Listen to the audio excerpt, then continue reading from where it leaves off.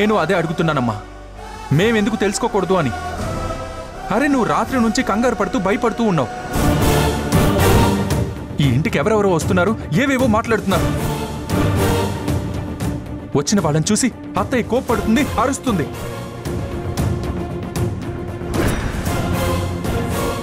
ఇంత జరుగుతూ ఉంటే మాకు తెలుసుకోవాల్సిన అవసరం లేదమ్మా.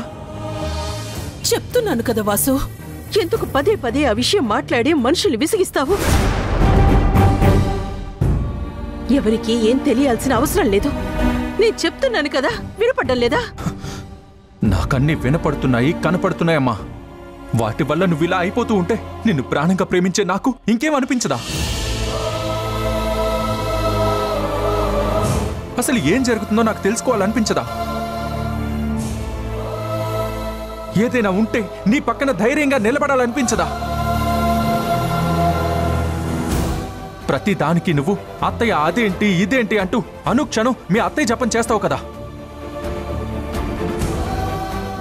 మరి ఈ విషయంలో ఏం మాట్లాడకుండా ఉన్నావేంటి? అసలు ఏం జరుగుతుందో తెలుసుకోవాలని లేదా? నేను అదే చెబుదాం అనుకుంటున్నాను. ఇంత జరుగుతున్నా అత్తయ్య మనకేం చెప్పడం లేదంటే మనకి చెప్పకూడదని ఇంటెన్షన్ కాదు.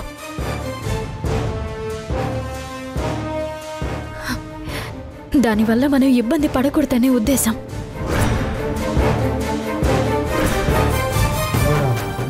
ఇప్పుడు అత్తయ్య ఏదో విషయంలో చాలా ఆందోళన పడుతున్నారని తెలుస్తుంది.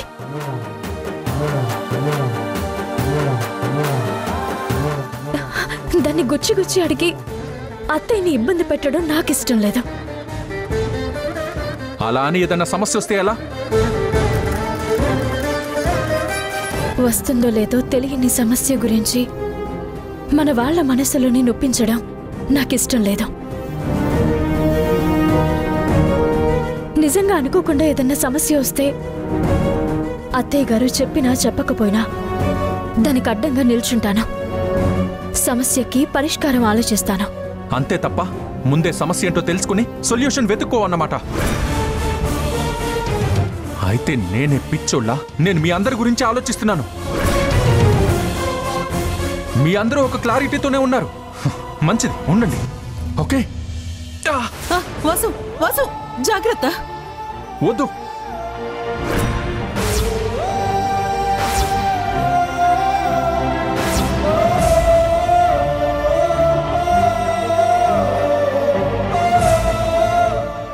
నేను కూడా మీ విషయంలో జాగ్రత్తగా ఉండాలనే తాపత్రయమమ్మా నాది.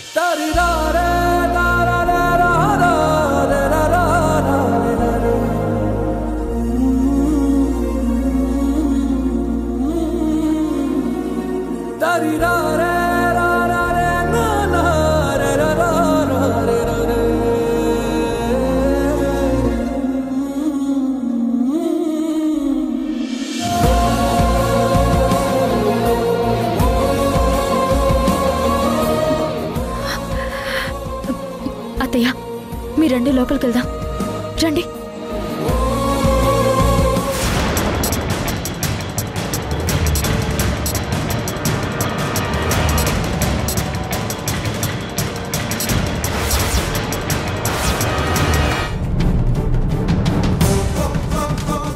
మాటలే కదా మేము అనగలం.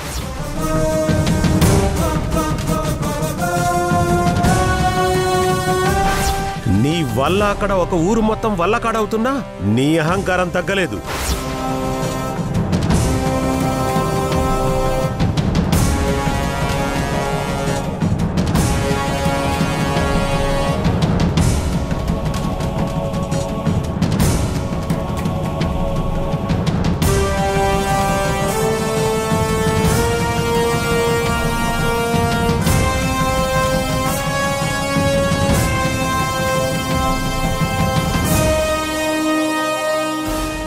ఎవరు మామ్ వాళ్ళు? ఏదేదో అంటున్నారు. అసలేం జరిగింది మామ్? టెల్ మీ మామ్, ఎవరు వాళ్ళు? నీ వల్లే ఒక ఊరు వల్లకాడ అవుతుంది అంటున్నారేంటి? ఇప్పుడు ఈ విషయాలన్నీ తెలుసుకుని ఏం చేస్తావు? అవన్నీ నీకెందుకు పనికొస్తాయి? రేపు నువ్వు మిస్ ఇండియా అవ్వటానికి ఇవేమైనా పనికొస్తాయా? అది కాదు మమ్మా. చూడు, నీకు ఏ విషయాలు తెలియాలి, ఏ విషయాలు తెలియకూడదో అన్నీ నాకు తెలుసు. అనవసరమైన టాపిక్ గురించి ఆలోచిస్తూ బుర్ర పాడు చేసుకోకు.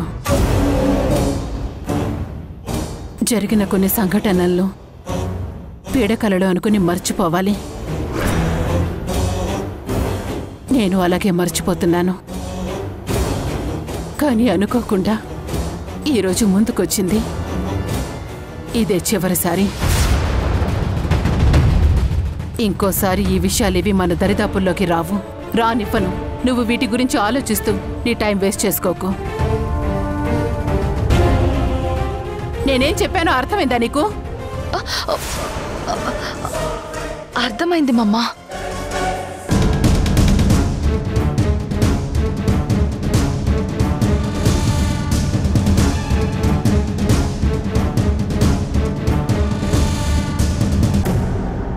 మీరు పదండి అత్తయ్య. అత్తయ్య అసలు అమ్మా సమయం, వాళ్ళు ఎవరు, ఎందుకొచ్చారు అని నువ్వు కూడా నన్ను అడగద్దమ్మా. కొన్ని విషయాలు తెలియకపోతేనే మంచిది. దయచేసి అర్థం చేసుకో. అలాగే అత్తయ్య. మీ గురించి మాకు తెలీదా? ఏదైనా విషయం మాకు తెలియాలనుకుంటే మీరే చెప్పేవారు కదా. మీరు చెప్పడం లేదంటే దాని వెనుక ఏదో బలమైన కారణమే ఉండుంటుంది. మేము ఆ మాత్రం అర్థం చేసుకోలేమా? అది కాదమ్మా. పాపం వాసు నా గురించి ఆలోచిస్తూ ఏమైపోతాడో ఏంటో. నువ్వైనా కాస్త వాడికి నచ్చ చెప్పమ్మా. నన్ను వాడు ఎప్పుడూ ఇలా చూడలేదు కదా, అందుకే కంగారు పడుతున్నాడు. మీ అబ్బాయికి నేను నచ్చ చెప్తానత్తయ్య.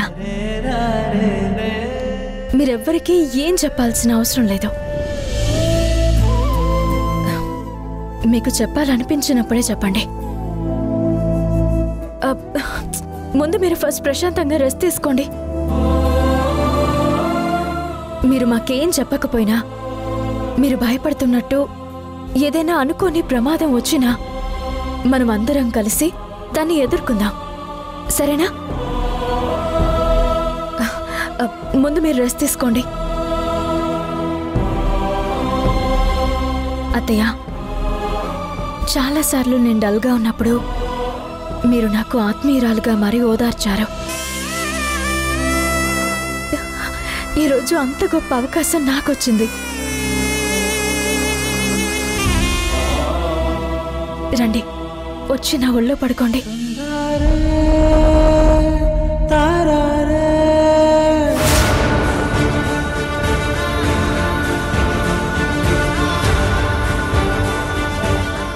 ఇంకోసారి ఈ విషయంలో ఎవరేం మాట్లాడినా ఊరుకునేది లేదు.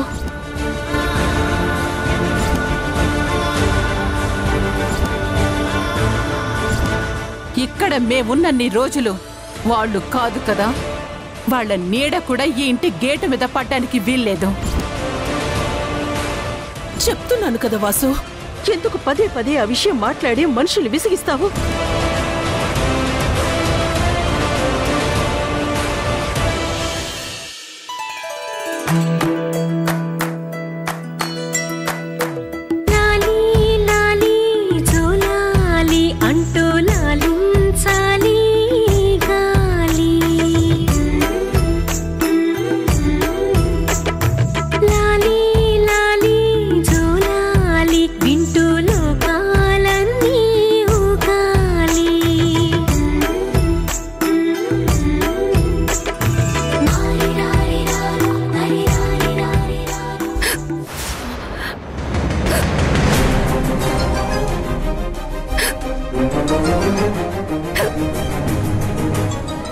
ఇప్పుడు వాటర్ కోసం లేస్తే అత్తయ్య డిస్టర్బ్ అవుతుంది. ఎలా? దాహం వేస్తుంది.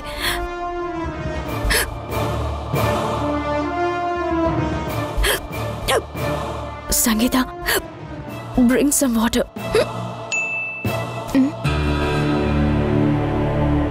ఏంటా మెసేజ్? అక్కకి దాహంగా ఉందంట, వాటర్ తీసుకురమ్మని మెసేజ్ పెట్టింది బావా. అవును మరి, మీ అక్కొక్క యువరాణి, నువ్వేమో చెలికత్తెవి. మీ అక్కగారి చప్పట్లు కొట్టగానే సెలవివ్వండి యువరాణి గారు అని నువ్వు వెళ్ళాలి. ఇది మాకు అలవాటే బావా. మా ఇంట్లో ఉన్నప్పుడు ఎవరికి డిస్టర్బ్ కాకూడదని ఇలా మెసేజ్ చేసుకునేవాళ్ళం. ఇప్పుడు అత్తయ్య ఉంది కదా, అత్తయ్యని డిస్టర్బ్ చేయకూడదని ఇలా మెసేజ్ చేసినట్టుంది. పర్వాలేదు, ఇలాంటి తెలివితేటలు మీ దగ్గర నుంచి చాలా నేర్చుకోవచ్చు. సరే వెళ్ళు.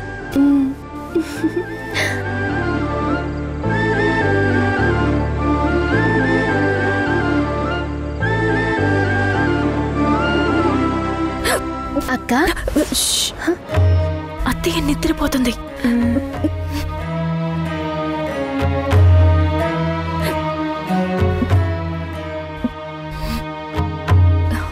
గ్లాస్ తీసుకుని బయటికి వెళ్ళిపో. సరే అక్క.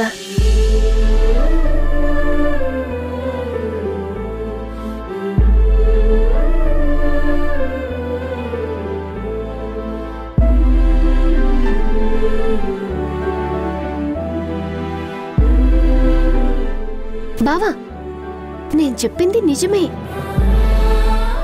అత్తయ్య అక్క ఒడిలో పసిపాపలా నిద్రపోతుంది. అత్తయ్యకి డిస్టర్బ్ అవ్వకూడదని అక్క మెసేజ్ చేసింది. సరే బావా, నేను వెళ్ళి కాఫీ తీసుకొస్తాను.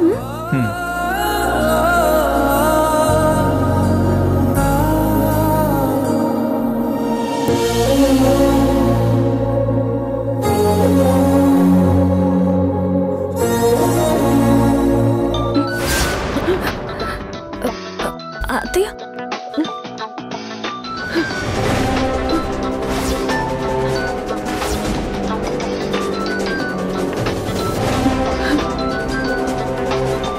ఇప్పుడు ఈ ఫోన్ మాట్లాడితే ఏం వినాల్సి వస్తుందో ఏంటో భగవంతుడా.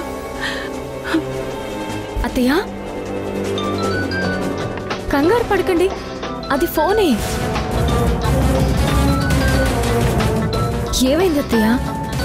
అది ఫోన్ రింగే కదా, ఎందుకంత కంగారు పడుతున్నారు?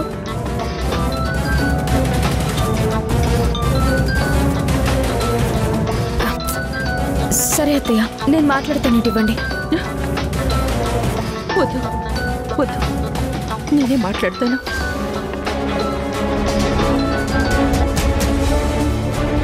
హలో, విమలమ్మ గారా మాట్లాడేది? అవును, విమలమ్మనే మాట్లాడుతున్నాను.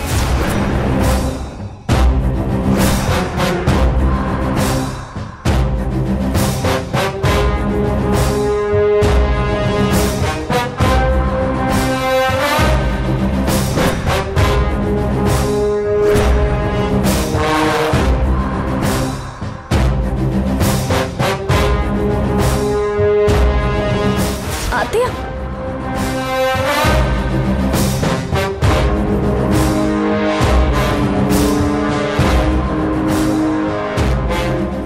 ఇది ఒక ప్రయత్నం మాత్రమే విమలమ్మ, పూర్తి పరిష్కారం కాదు. ఇప్పటికీ ఉపశమనం. తలరాతని ఎవ్వరూ మార్చలేరు.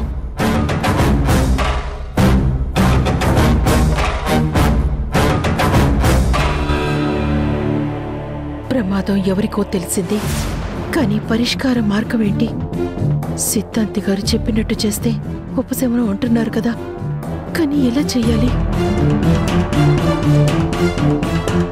అత్తయ్య ఏమైంది? ఏం లేదమ్మా, నన్నిలా ఒంటరిగా వదిలేసి వెళ్ళమ్మా.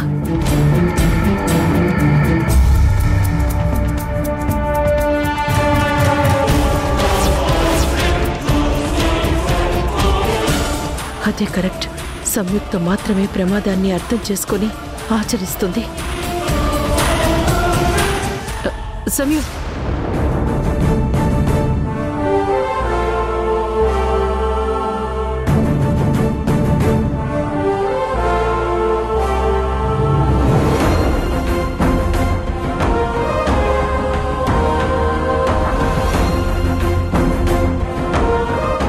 అమ్మ ఎందుకు ఇలా చేస్తుంది? దేని గురించి ఇంతలా భయపడుతూ ఉంది? కొడుగ్గా నాకు కూడా చెప్పకూడని రహస్యం ఏమై ఉంటుంది?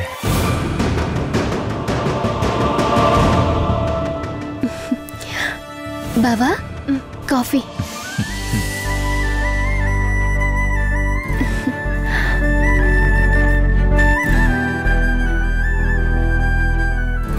వావ్! సంగీత, ఈ కాఫీ నువ్వు చేసావా? అవును బావా. వెరీ గుడ్, చాలా బాగుంది. నువ్వు త్వరగా అన్ని నేర్చుకుంటావు కదా? అవును బావా. నాకు సరే, మీ అక్కకి ఇచ్చావా లేదా? మీ అక్క ఫోన్ మెసేజ్ పెట్టి అడుగుతుంది. నీకిచ్చాను కదా, ఇప్పుడు వెళ్ళి వాళ్ళకిస్తాను. సూపర్, వెళ్ళు వెళ్ళు.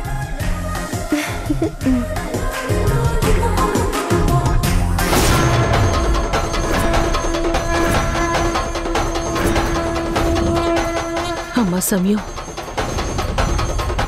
నేను చెప్పేది జాగ్రత్తగా విను. మీ నాన్న మరణం తర్వాత నువ్వెంత స్ట్రాంగ్ అయ్యావో నాకు తెలుసు. అందుకే ఇది నీకు చెప్తున్నాను. ఇప్పుడు నేను చెప్పేది విని కంగారు పడకు. కానీ ఏం చెయ్యాలో ఆలోచించు. ఆ సత్తా నీలో ఉందని నమ్మి నీకు చెప్తున్నాను. మీరు చెప్పండి అత్తయ్య, అది ఎలాంటి విషయం అయినా సరే నేను తట్టుకుంటాను. ఒకవేళ సమస్య ఉంటే పరిష్కారం ఆలోచిస్తాను.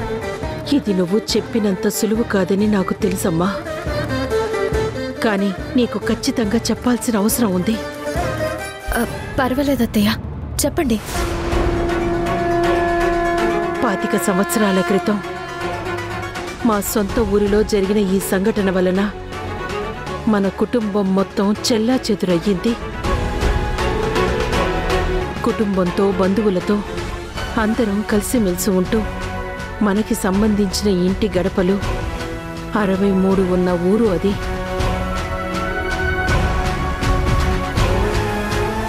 ఆ ఊరంతటికీ జమీందారు లాంటి పెద్ద మనిషి మా మేనత్త భ్రమరాంబాదేవి. మేము సంతోషంగా ఉంటున్న ఆ రోజుల్లో ఒకరోజు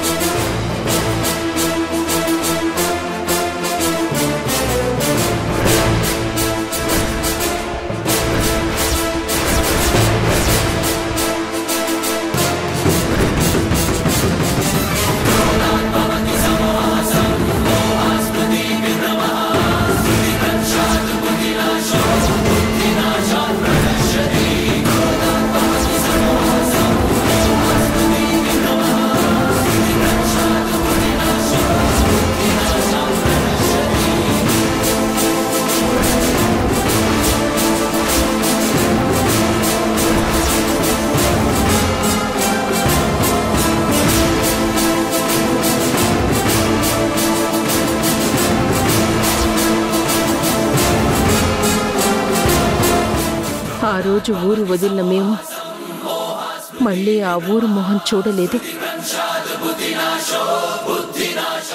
కానీ అక్కడ జరుగుతున్న సంఘటనలు తెలుస్తూ వింటున్న కొద్దీ చాలా భయం వేస్తోంది.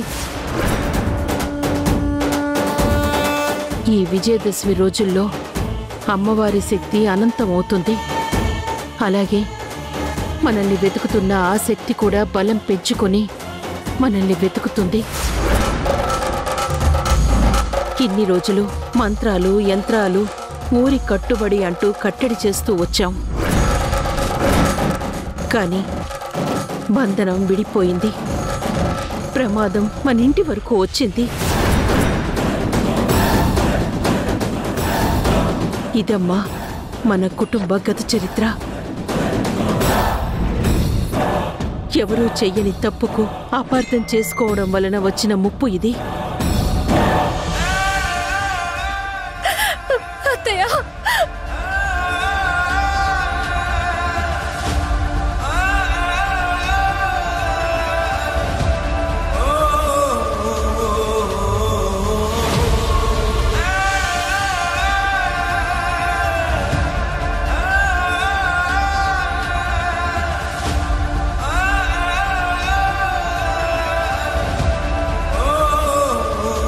మీరిలా అయిపోతారనేనమ్మా ఇన్ని రోజులు ఈ రహస్యాన్ని నేను గాని మీ నాన్న గాని ఎవ్వరికీ చెప్పలేదు. ఇంత పెద్ద దుర్ఘటనని మనసులో పెట్టుకుని ఇంత నరకాన్ని అనుభవిస్తూ నిండా కుండలా ఎలా ఉండగలిగారత్తయ్య? తప్పదమ్మా, కొన్నింటిని మర్చిపోవాలనున్నా మర్చిపోలేం. ఇది అలాంటిదే. అవునత్తయ్య, ప్రమాదం మన ఇంటి వరకు వచ్చిందన్నారు కదా, ఇప్పుడు ఆ ప్రమాదం ఎవరికత్తయ్యా?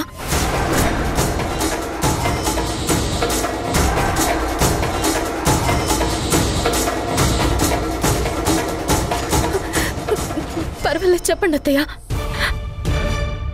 ప్రమాదం ఎవరికి అని తెలిస్తేనే కదా పరిష్కారం ఆలోచించగలం.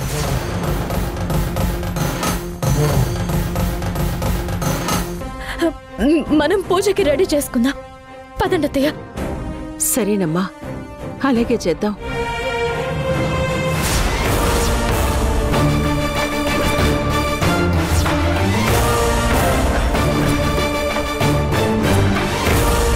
అసలు మీ గురించి మీరేమనుకుంటున్నారు? వాసు, ఉదయం నుంచి నువ్వేంటి ఏంటి అని అడుగుతున్నావు కదా, చెప్తాను విను.